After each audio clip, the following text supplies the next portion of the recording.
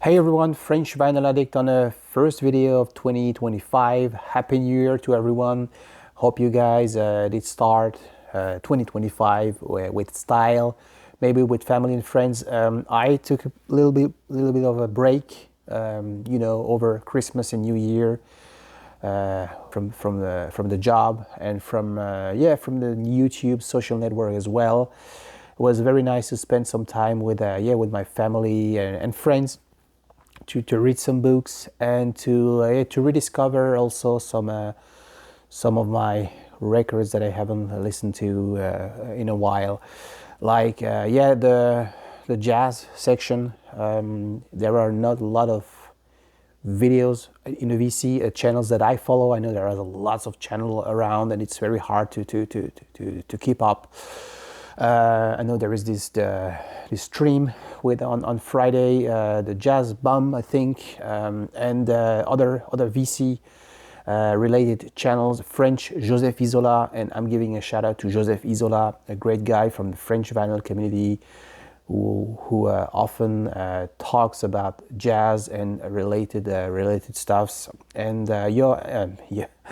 just made a video in German, so I have to switch my brain to English again. And I simply wanted to discuss about my going through my section of jazz, which is not huge, and I'm not an expert by any means, so I won't be telling you what is the name of the third sound engineering's dog, such stuff.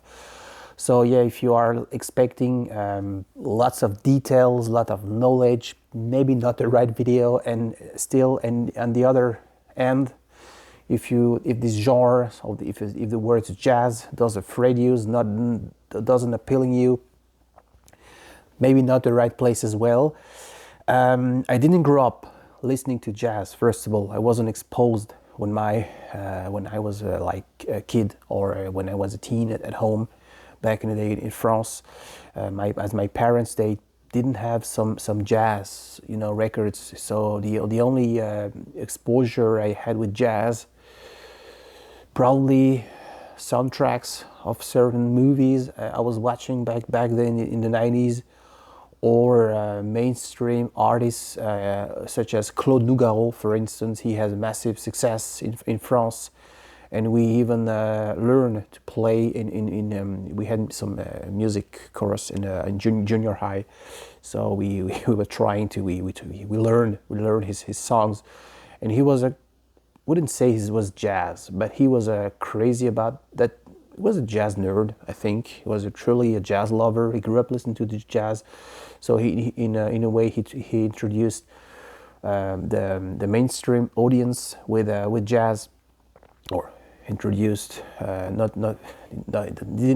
introduce. I think he, as he was still popular in the 90s, in the 2000s, and so people could have access to a certain, let's put it like this. So I had a chance back in the day when I was still living in France, when I was starting to collect records, to find some opportunity. And there was this Swiss guy who was getting rid of his jazz collection. So I really took the opportunity back then to buy some of these records that I still have today, that I'm gonna show you. Maybe more talking about my feelings, but what I think. Since once again, I'm not an expert, I won't be trying to teach you, to say you this is the records you have to own, you need to listen.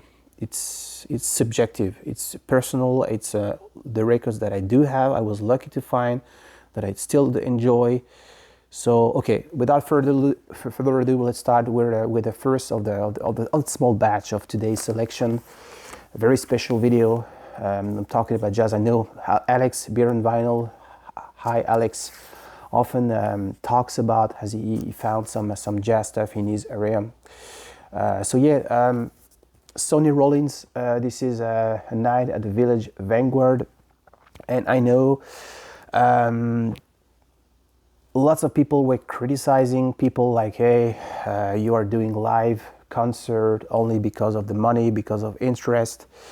You have to fill the gap. You have contract obligations. I read some books about that to grasp how it was today, but it's still interesting. This has been taped, I think, on 2 afternoons in 1957. This is not an original. I have probably something around 60s or 70s reissue. I don't know. This Swiss collector, this guy from Switzerland, has a great collection, and I couldn't afford to buy everything he had, so I focused on what I could afford back then. And this was one of the very first jazz record I bought. And I won't be talking about Miles Davis and all that stuff we often see on the VC. Sonny Rollins, and it often raised the question about, is it about having a band or playing like, you have a backing band and you have like a big name like Coltrane, for instance, and these bands plays for the big name, the leader, the tenor, I have the feeling they playing as a team on that one. This is my feeling, my really feeling. I like to listen to this record when I work, when I don't need to be disturbed. I know it sounds awful, but also very active, like I did last week, and it's classic.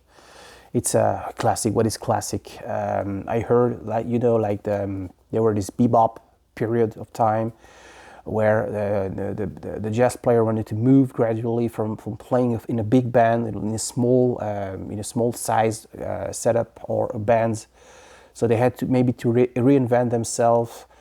And I really like when you will see throughout the collection the selection I will be showing today, that it's jazz. It's mainly from late 50s, early 60s jazz, but there are some differences. And the fact that I listen to those records in a row, like in a week, like every day, I was like dedicating myself to this genre to grasp maybe more the essence. I could spot some differences that I'd never done when you only listen to once in a while a jazz record, to calm yourself or to after work, and then you listen to other stuff like prog or stuff like that.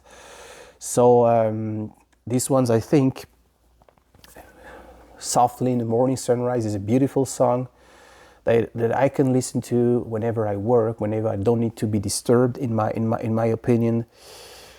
And most importantly, when I listen to this record with my 25 years as a no one guy, I realize how important, how a massive source of inspiration a jazz record like that was back in the days for every teenager who wants to play drum or a bass, be a bass player, with all that solo you need to help really because you could really work on your own. But when you had records like that with such a quality, such a distinctive sound, it might be very, very helpful. But this is my main sensitivity, I think. So one of my favorite record in my collection. So this is Sonny Rollins at the Village Vanguard. So the next one, I am gonna show you this one, Coltrane, the legend. This is a French press. I got an OG French press, a record he made early 60s. And why do I have this record? Why do I have John Coltrane? First of all, lots of artists that I listen to, like Magma, for instance. They were, when I was reading some books with some history, they were all mentioning how important John Coltrane was in their influence in the way they wanted to develop musically. Even though lots of those people, they are associated with the jazz. So Ole, the main track that covers the entire side one, would be the reason why we love or we hate jazz. Simply it has this piano phrasing, that goes on and on without stopping. And Mr. Coltrane, who having like a walk in the park, I would say, going from up and down on the range, simply beautiful. It has also a George Lane, I think, yeah, George Lane playing flute, brings something pastoral in my book. I'm telling you about my feelings, so you can disagree or agree. Yeah, it's no worries. And this is side one, side two tracks, Dahomey Dance and Aisha. And I know he wanted to explore more African, more Asian culture back in the days, Mr. Coltrane. So it has trumpet sax, duality. And on the Aisha, the saxophone is like almost a singing part. When I listen to some records, I have the feeling you can replace the saxophone part with a female vocalist who could play, would work definitely. So this is what I do like about this record. This is Ole, the legend.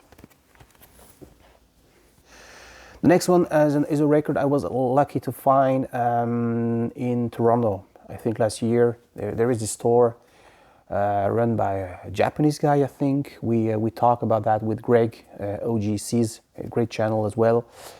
And yeah, this is not an OG press I got. This is a reissue from '74 something.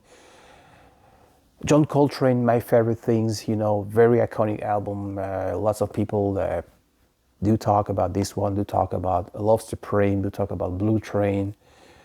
And once again, I won't compare, but in fact I do, since I listen to this record in a row and I'm presenting in the same video. So much more different than Ole, for instance. I think the piano has more room, more space, I think. McCoy Tyner play piano on that one, having his own phrasing in a way. And yeah, he switches from tenor sax to from soprano sax on side one to tenor sax on side two, which brings something also interesting. There is no trumpet on that one, no trumpet, so he's on his own, playing saxophone with McCoy Tyner on piano, Steve Davis on bass, Elvin Jones on drums. On side two, I think it's a little bit more complex, the phrasing he uses. Try something more, I think, more upbeat with Summertime, which is more upbeat, more joyful. Yeah, it's almost two universe when you compare side one from side two. It's almost two universe, and really like this one as well. And the next one is another classic album, Herbie Hancock, Maiden Voyage. Really like this one as well. Both calming and relaxing in my book. I have the feeling all the musicians are on the equal footing. This is my perception.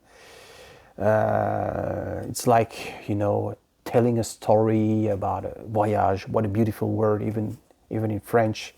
It does sound very, very nice in English as well. Voyage, a trip, a travel. So the thing is, when as a newbie, when you are looking to something like very catchy, this is one thing. Like I was trained, I was a rock and roll, 60s, 70s stuff, and hard rock. It was my the food I was eating, when I was kid. So in a way, when you are discovering jazz, maybe certain records, those appealing to you when certain phrases, certain pattern sticks in your brain, And when you listen to Miles Davis, for instance, or for the first time, the kind of blue, this pattern, that comes over and over again, that sticks in your mind. So this is in a way, how do you maybe describe a good record? But it's it's not a good way to do, absolutely. And this is the problem I had with these records. As the first one, I was like putting these records on my turntable, couldn't really remember, the next day, how does it sound, because there were no distinctive pattern riff. I tend to use the wrong word, riff, but you know what I mean. So I had to listen to several times, to grasp maybe the essence, and to be like very seduced with the overall, because they play together. As I say, they really play together. They are on equal footing, and it's interesting. Classic combo: trumpet, sax, piano. Beautiful, beautiful. And yeah, Herbie Hancock, he wrote the entire album. So that's not a. So he wrote the song, those tracks. But as a piano player, the other member have fully their place, their room, so to be part of. Maiden Voyage. On to the next with something quite different. This is a modern stuff. This is a modern jazz. This is a VCLT Fred Big Star 1000. He sent me over. Very different, very minimalist. You have piano, cello, bass, trumpet, clarinet, and it sounds minimalist. The side B, when I close my eyes, I have a feeling to see an old 40s movies, or sort of, The Godfather, the scene when you see the New York, the 40s New York, 50s. It could be so connected to this era, to the imagination that we have when we grew up with this kind of cinema. So I know a lot of soundtracks is a great getaway to jazz. Not sure how, what was their influence, because we are talking about a jazz record from 2010 or 15 something. So like not a classic 50s or 40s record, definitely. But they are some connection. They are some connection with the movies. They are some connection with our culture, and they are, of course, a connection with the old, let me say, old jazz. And very, very enjoyable record. So this is a Toki wire all, and I hardly recommend. And then another, big names, collaboration: John Coltrane, Don Cherry. Different. When you listen to My Favorite Things or Ole in a row, and then you put this one on your turntable, something different happens. In fact, the first track, Sherry Co, is played at a much faster tempo, rhythmic sections with Don Cherry's trumpet. But it's also interesting, when you take a look that you has trumpet, Don Cherry, I don't have to introduce this guy to you. John Coltrane switches from tenor sax to soprano sax, so very, very like multi-faced in a way. Has also some room for improvisation. When you listen to that last song, Bemsha Swing, I have the feeling they were like listening to this one melody and trying to reproduce, like, okay, I use the word improvisation. I'm not sure if it's right, but this is really the feeling I have.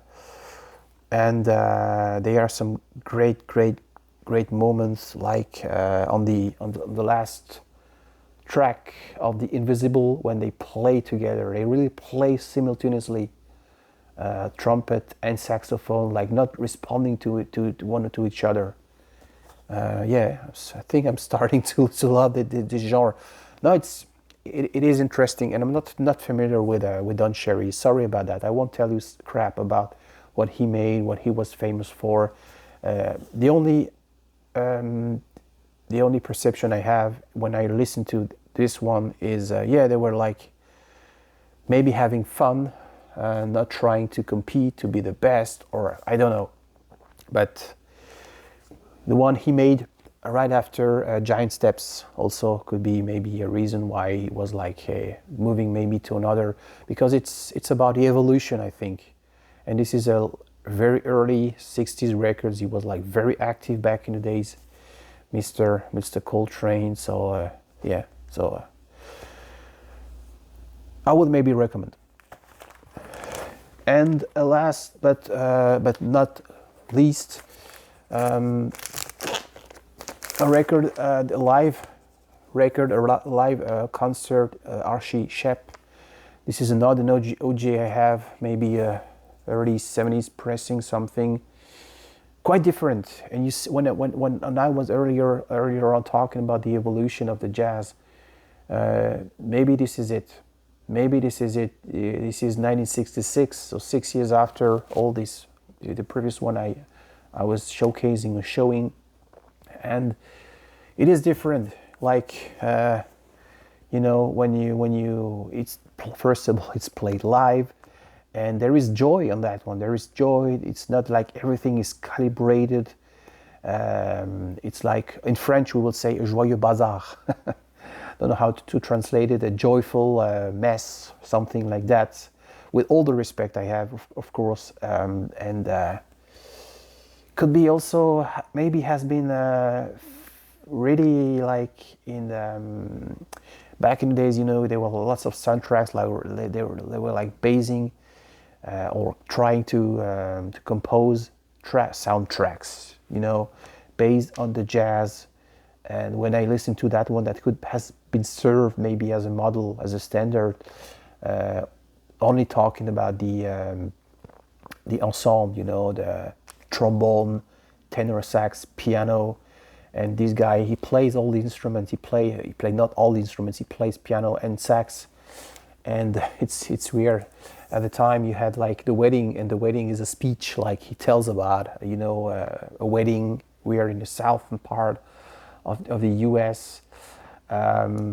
So a little bit different, but is that something maybe was as a cornerstone between, you know, the modal and the free jazz? I don't know. I'm not really familiar, but I can see there is a sort of definitely an evolution with that. So yeah, special video today, as I said. Let me know in the comment section what do you think, if you like those records, and if you are maybe an expert and I said some bullshit, feel free to correct me. To add maybe your 2 cents will be much more appreciated. As I said, I'm not an expert. I know nothing about, you know, the jazz. I just start to read some books. In fact, I have those records that I played last week, and I just wanted to share with you because I think this is what a community is all about. So hope you like it. Thanks for watching, and stay tuned for the next chapter. Bye bye.